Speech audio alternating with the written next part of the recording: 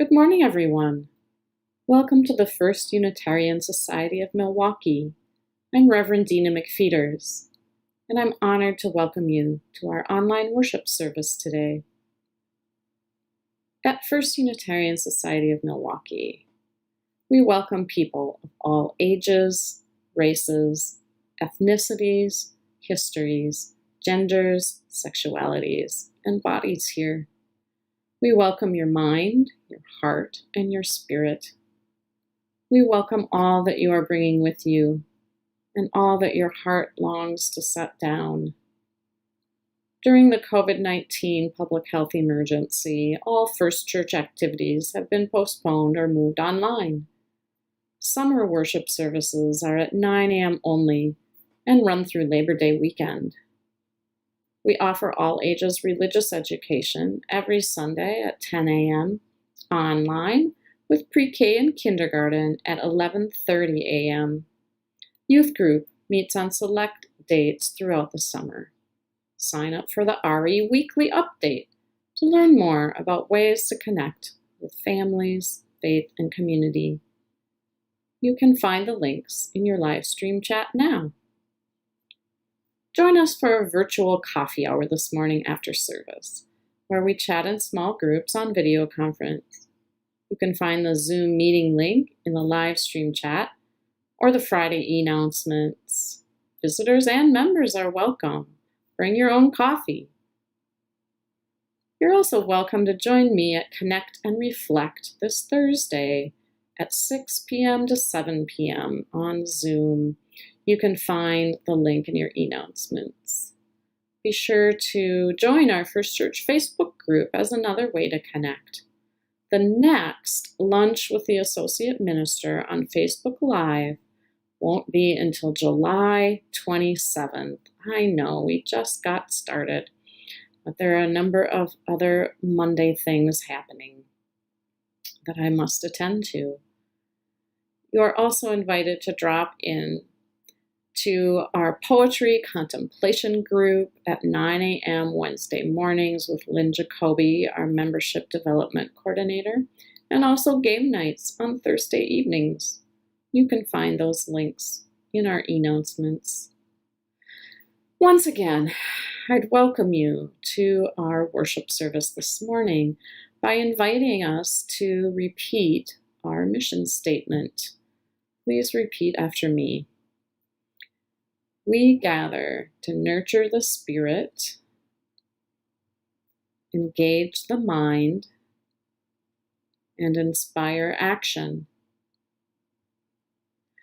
I'm pleased to introduce our pulpit guest today, First Church member Paul Geenen. Paul Geenen is an entrepreneur, a community activist, an author, a grandfather of 8, and a great-grandfather of 2.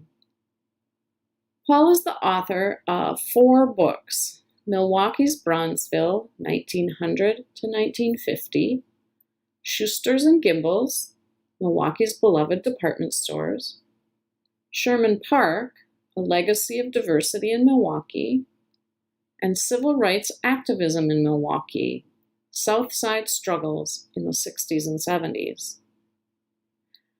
Paul volunteers with Big Brothers Big Sisters, mentoring a 14-year-old young man. Paul is a community organizer working on electing progressive candidates at the local, state, and national level. Paul has been a member of our congregation for 3 years and serves on the Worship Associate and Circles of Support teams. Let's welcome Paul. And I'll turn it over to Paul for the opening words. Good morning. Our opening words are from Margaret Atwood.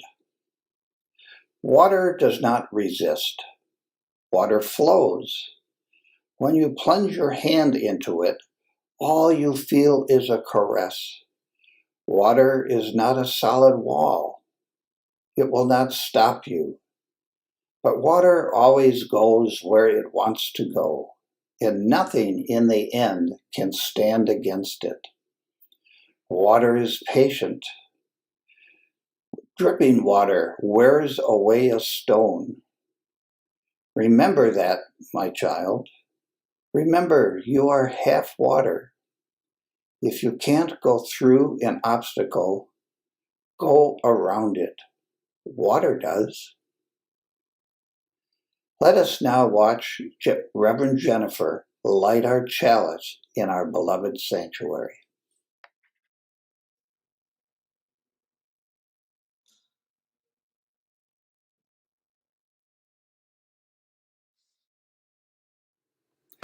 I invite you now to a time of meditation and reflection. Take a deep breath, find your center, and make yourself comfortable. Open your heart. These words come from The Audacity of Hope by Barack Obama. They describe his thought process before he took pen to paper to write his famous speech to the Democratic Convention in 2004. It wasn't just the struggles of these men and women that moved me.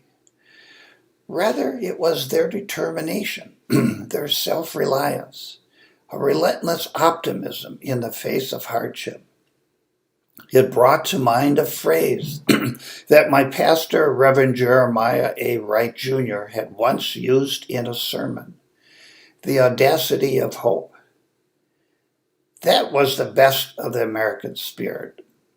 I thought, having the audacity to believe, despite all the evidence to the contrary, that we could restore a sense of community to a nation torn by conflict. The gall to believe that despite personal attacks, the loss of a job, or an illness in the family, or a childhood mired in poverty, we had some control and therefore some responsibility over our own fate. It was that audacity, I thought, that joined us as one people. It was that pervasive spirit of hope that tied my one family story to the larger American story, and my own story to those of the voters I sought to represent. Let us now take a moment of silence, followed by the singing of The Spirit of Life.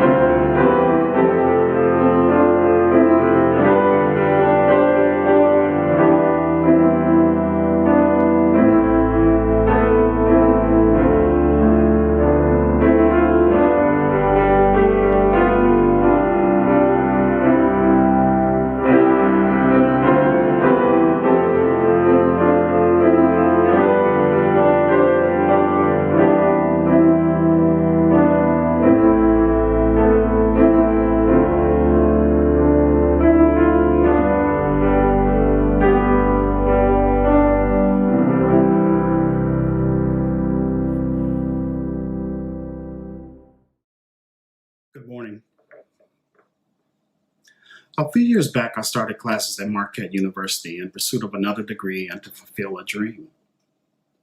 Attending and obtaining a degree from Marquette University had been a goal of mine since I was in high school. I had learned of Marquette and the prestigiousness of the institution through a conversation with my sister some years ago when I was here on a visit from Tennessee.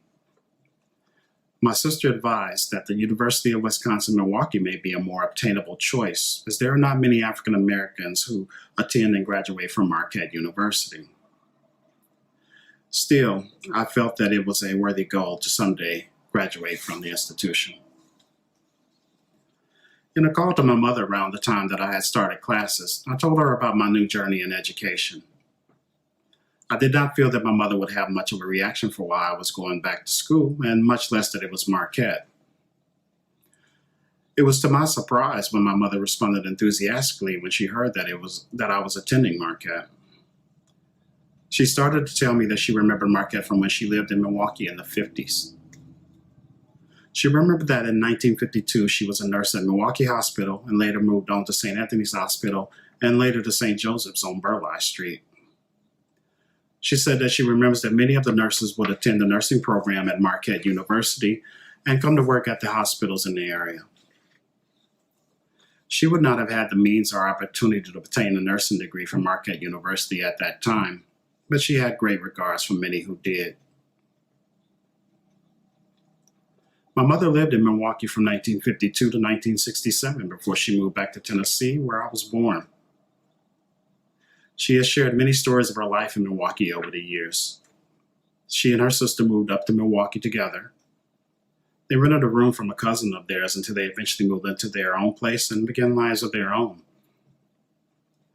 My mother told me that in that time, African Americans migrating from the South located mostly between south of Fond du Lac Avenue and north of Walnut Street.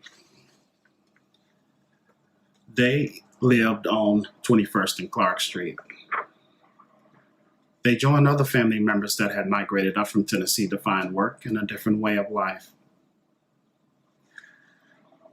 In those times, my family all attended the same church that most African Americans did. That church is Greater Galilee Missionary Baptist Church, and it is still located on Teutonia and North Avenue. Eventually, the congregation at Greater Galilee had become so large that they decided to do a split of the congregation.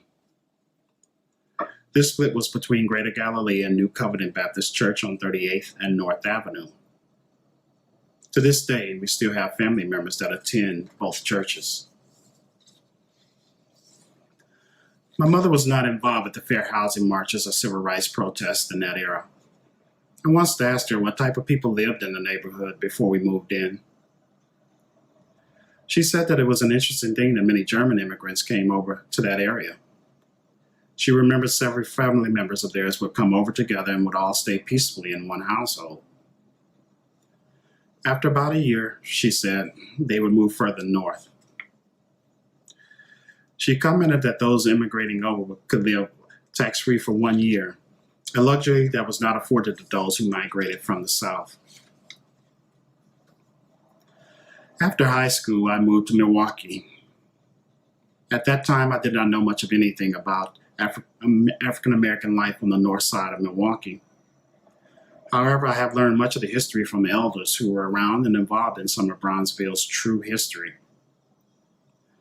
I remember a man by the name of Alex Cartwright that I met a long time ago. Mr. Cartwright would tell me stories about several clubs he owned in the Walnut Street area and how he faced constant competition from the many black businesses in Bronzeville. My cousins were involved with the NAACP Youth Council and the Commandos that organized Father Grappi's 200 Days of Marches for Fair Housing. I lived on the north side of Milwaukee for approximately 10 years before moving to the south side of Milwaukee in 2001. The building that I live in now was built in 1957. I reflected that my mother would not have been able to live in the area that I live in back in the 1950s. I've thought about the fair housing marches and how they were fighting so that someone like me could live where I do without penalty or prejudice. Although I do not live in the black community, I do feel that I have a strong connection to the black community. I feel connected through the people. I was fortunate enough to be around for the original Black Holocaust Museum and to have gone to some of the excellent exhibits there. I'm extremely excited that the museum is continuing in a new space in Bronzeville and for the coming of the Wisconsin Black Historical Society to this famed neighborhood. It is my hope that a true legacy of Bronzeville can be maintained for the education, connectivity, and enjoyment of all people in honor of a society of immigrants from the South that perseveres through all odds to find a better way of life in Milwaukee. I met Priscilla Franklin for the first time in 1976 at Gimbel's downtown flagship store. Priscilla was one of a handful of African Americans of the store's 4,000 employees, worked in the accounts payable department located in the large paper-filled work areas in the sub-basement. She processed invoices for the camera department, where I was the buyer. And over several years, I reviewed invoices and discussed their postings with her. A petite woman, she tilted her head in an active listening pose as we discussed the day's work before us. She did not believe in lengthy sentences, responding instead with short affirmatives. I knew that Priscilla was someone who could be relied on. Priscilla and I became closer after Pat and I joined Cross Lutheran Church in the early 1980s, where Priscilla and her extended family also were members. Cross Lutheran is located at 16th and Vine, and our family was attracted by its racially diverse congregation. Some years later, I volunteered to drive on Tuesdays for the Cross Adult Center. I drove the church's 16-passenger van to pick up senior African American women who lived primarily in the 06 zip code. I would drop them off at church in the morning and drive the route in reverse after they had finished their activities and lunch at the center. The women knew exactly where the angled streets of Atkinson, Teutonia, and Fond du Lac intersect, and immediately corrected me if I missed a cutoff or went a block or two out of our way. My course included Priscilla's home near 44th and North. My passengers chatted up a storm during the 45 minutes it took to drive the route each way. They had many stories, such as those they heard from Oprah Winfrey's aunt. She told them that Oprah's time living in Milwaukee as a young girl was a dark period in her life.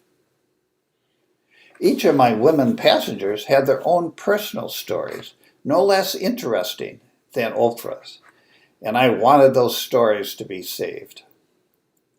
I mentioned to Priscilla that I was scanning our family photos, and she asked if I could do the same for her. Priscilla's friends at the Adult Center loved this idea.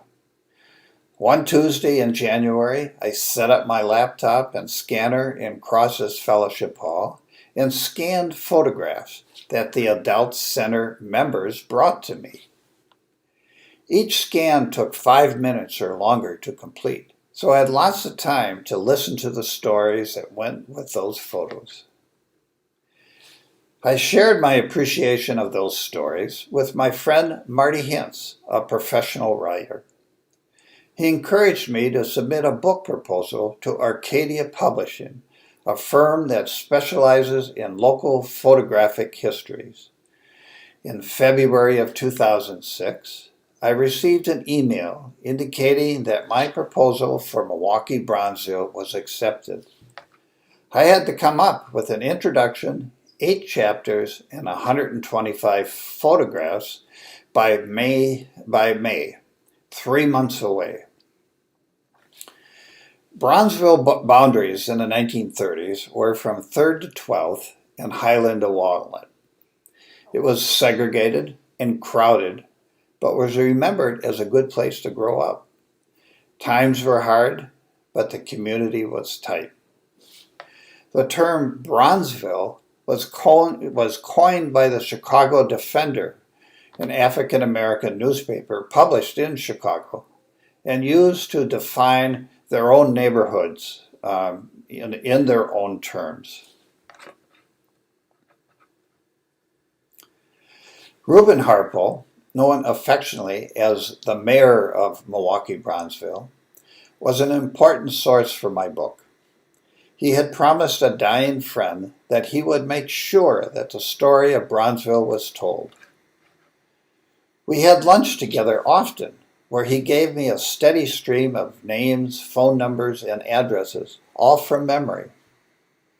I came from those lunches with my yellow pad filled with names of people to contact.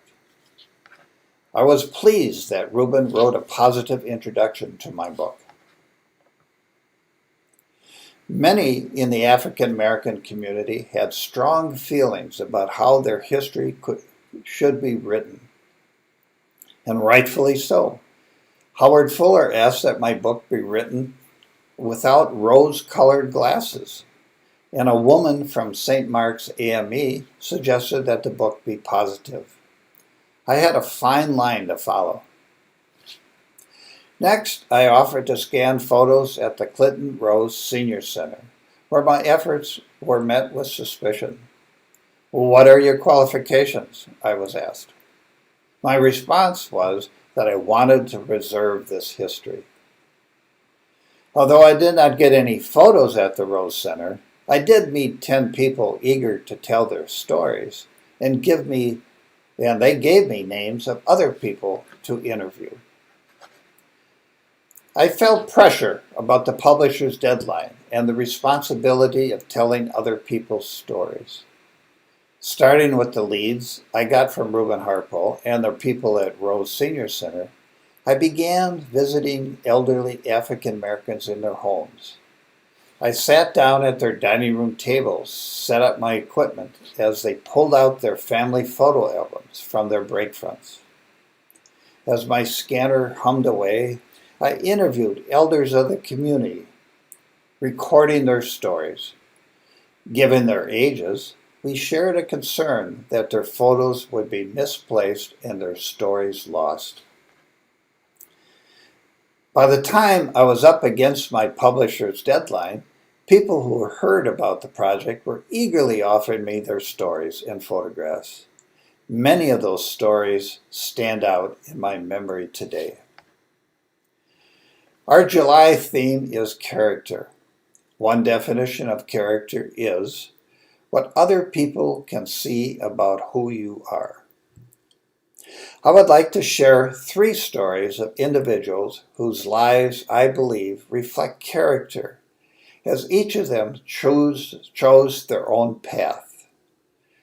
Mary Young, Alma Eggert, and Bob Harris. Overcoming the obstacles of racism, disease, and broken families, they persevered, using their skills to be leaders in both their families and their communities. Mary Young was born on February 4th, 1914, and when she was 7, her family moved to Milwaukee. Her mother, Louisiana Daniels, was widowed when Mary was 11 months old. The family lived on 4th Street, where their home was heated by a single stove and in winter slept under heavy quilts. Mrs. Daniels did domestic work for the Weinberg family, which owned and operated a men's clothing store on 3rd Avenue, now Martin Luther King Drive. The Weinbergs were egalitarian, and the children of both families visited back and forth, enjoying sleepovers at either home. After graduating from grade school, Mary attended vocational school during the day and danced at night in the amateur contests at the Regal Theater located at 7th and Walnut Street. She always won 1st or 2nd place. At the age of 15, Mary joined the Ida Cox vaudeville show, playing at theaters around the country in Chicago, Detroit, small towns in Iowa, and North Dakota and Seattle, Washington. They traveled and slept on the show's Greyhound bus, since they were not welcome at local hotels. Mary started as a chorus girl and eventually had a feature role. Mary lived life to the fullest. She had 3 husbands and kept all of their photographs in the same frame, one on top of the other. Whether as a chorus girl, lead dancer, a maid at the Plankinton Hotel, or as a worker at the downtown post office, Mary followed her own path joyfully. "I had a beautiful life," she told me. When I met her at the age of 92, her bright eyes glowed as brightly as they did in a photo taken at the age of 14.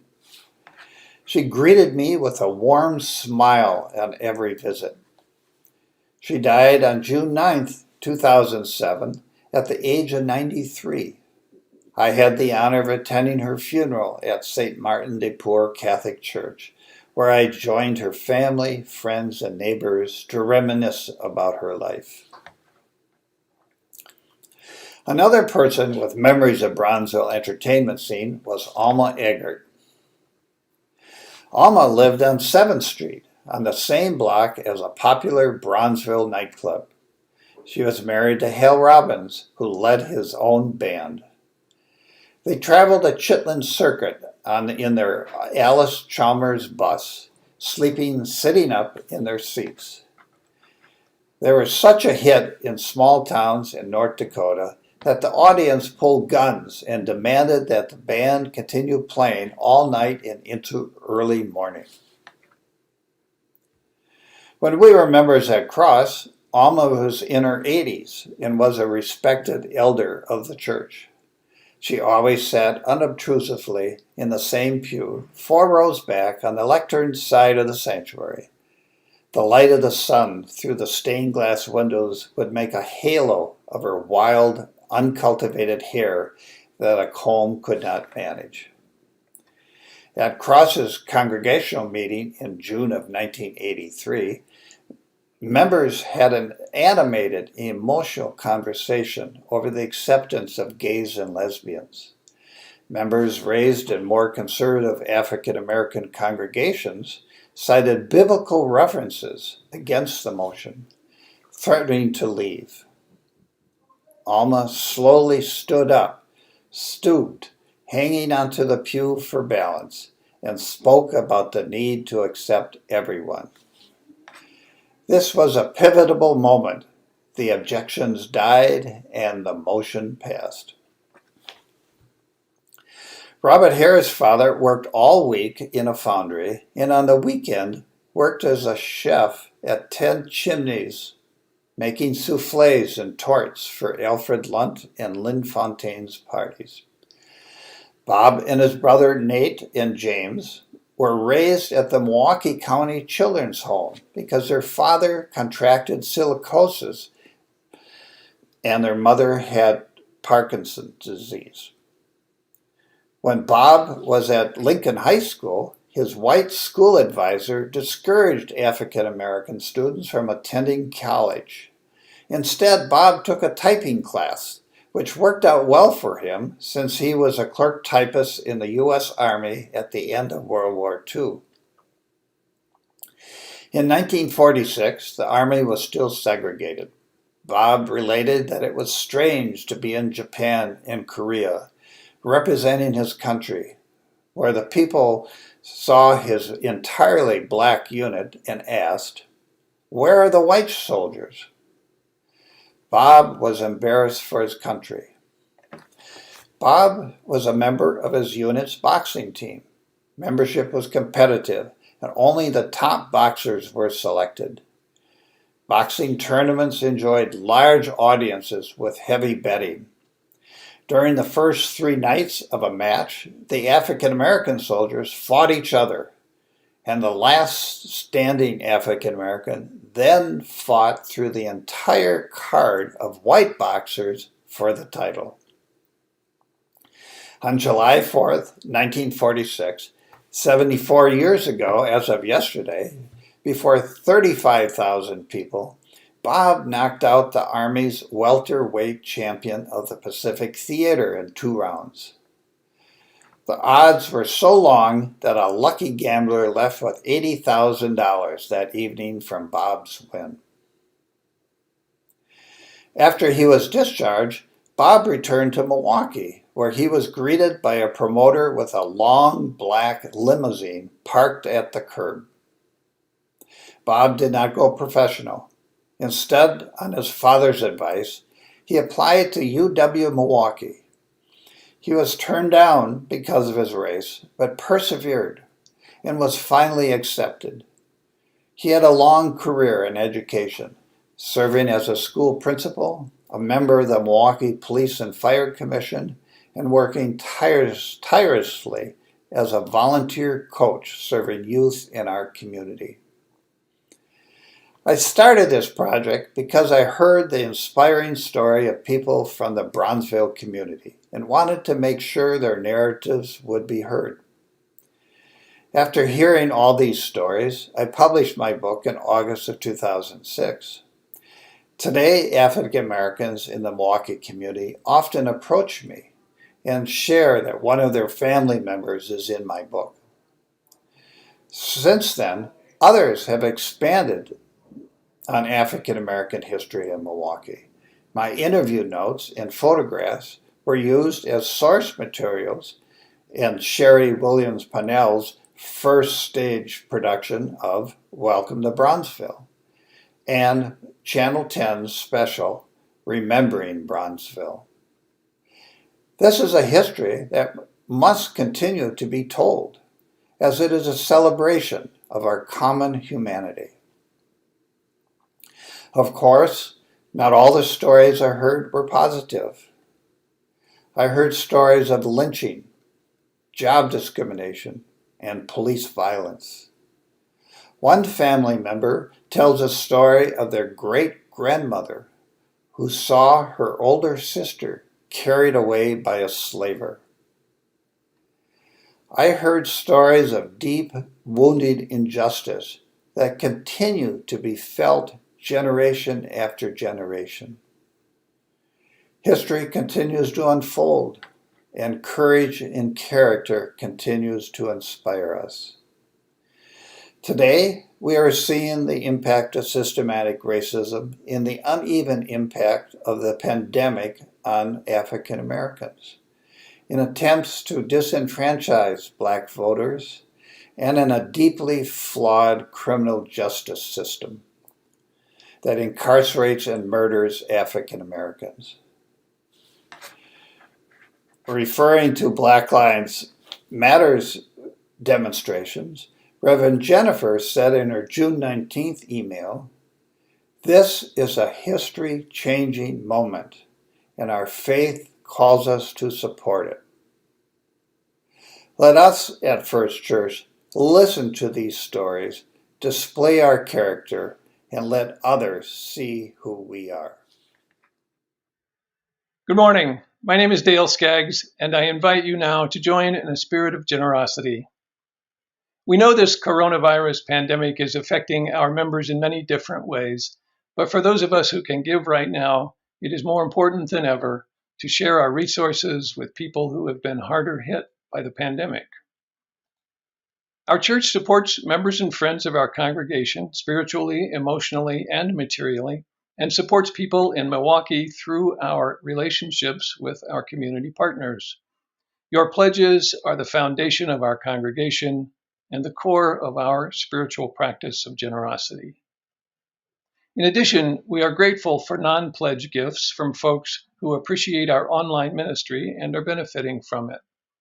We also have a special fund for people who need financial support called the Minister's Discretionary Fund. You can give to the church by texting 73256 with the message "Give to UU $." That's the word give, the number 2, UU $. Follow the prompts and choose pledge payment, non-pledge gift, or minister's discretionary. You can also give to First Church by going to our web-based giving link. That's at onrealm.org/FUSM/give/First You can see both these options on your screen. We also encourage you to give directly to our community partners. You can find a list of their needs on our website at uumilwaukee.org/support-Milwaukeeans-COVID-19, which you can see on your screen. This summer, we are highlighting the work of the Bread of Healing Clinic, a neighborhood-based clinic on Milwaukee's north side for individuals with financial or other barriers to quality health care, including medical, dental, vision, and behavioral health care. The clinic serves people of 52 different languages and is committed to achieving health, not simply eliminating sickness. Now more than ever, we know that health is an issue of social justice, a right that belongs to all people, not just a commodity to be delivered on the basis of finances. A link for direct contributions to the clinic should be on your screen. All of your offerings to our community partners and to First Church will be gratefully received. And now, as always, but especially at this time when our interdependence is so evident, thank you for your generosity. Our closing words are from Reverend Al Sharpton's eulogy for George Floyd. So, as we leave here today, I say to this family, I know that years ago we told them, Reverend Jackson told us, keep hope alive. I know that President Obama wrote a book about hope. We didn't come this far by luck. We didn't come this far by some fate.